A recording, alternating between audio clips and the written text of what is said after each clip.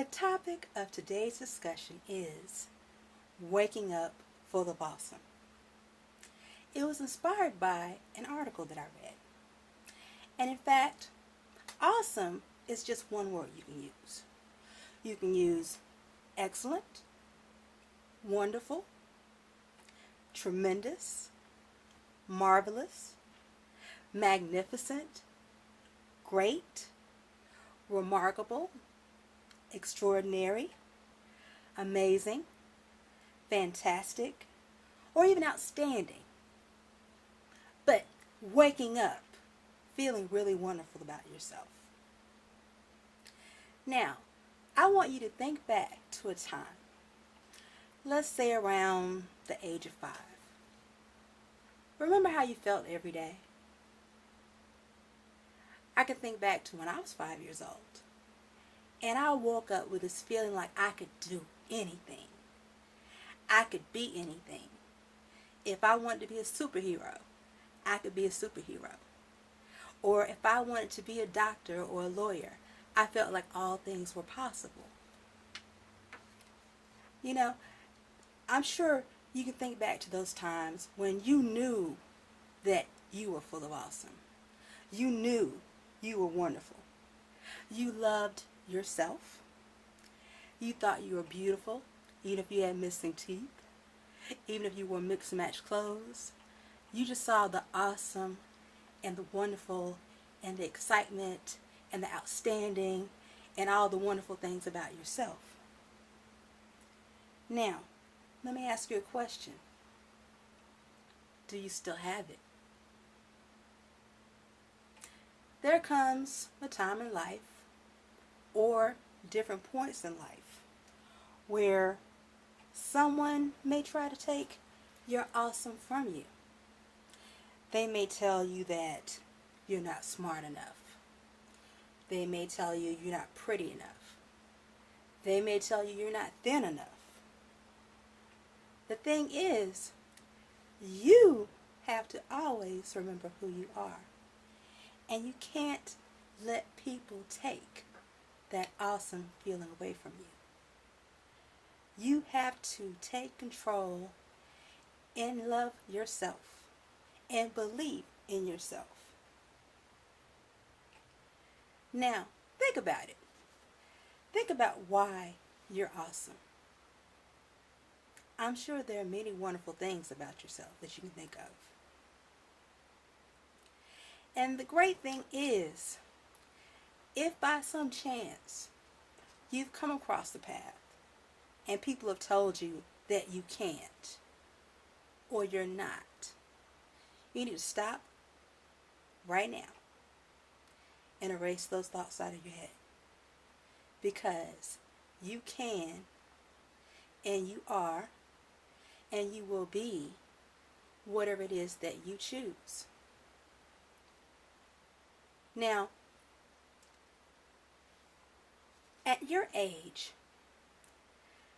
the great thing is anything is possible. The world is yours to see. And the world is yours to do as you please. If you desire to be a teacher, which is an outstanding profession, there is nothing that can get in your way of becoming a teacher. If you choose to be a lawyer, again, there's nothing that can get in your way of becoming a lawyer. Or if you have aspirations to be a doctor, that too can be accomplished. But like I said, there are going to be people along the path who are going to tell you you can't because you're not smart enough. And that's a myth. Now, we all have different kinds of smarts. And there are some areas where we may need to apply ourselves more. Personally, I was always great in English, but I had to work really hard in math. So, I may have had to spend, let's say, 30 minutes doing my English homework, where with math homework it may have taken me 2 hours. Or I may have had to stay after class with my teacher so she could work with me. But nonetheless, it may have taken more time, but I mastered it. And the thing about time is, a lot of people say that, well, I can't do this because uh, by the time I get done doing this, I'm going to be however many years old. Whether you do it or you don't, time is still going to pass. So you might as well spend time trying to accomplish your dreams. Now, the thing about living your dreams, or let me say getting to your dreams, is you have to have a plan. You just can't say, all right, I want to be a lawyer and expect to just go be a lawyer. You have to have a plan. And so what I'm going to tell you first is, think about what it is that you want in life. Think about what it is you want in life. And write it down. Then, what I want you to do is, write down all the steps you need to take to get to that goal. Whether it's attending a 4-year college, and then going on to law school, attending a 4-year college, and then going on to medical school.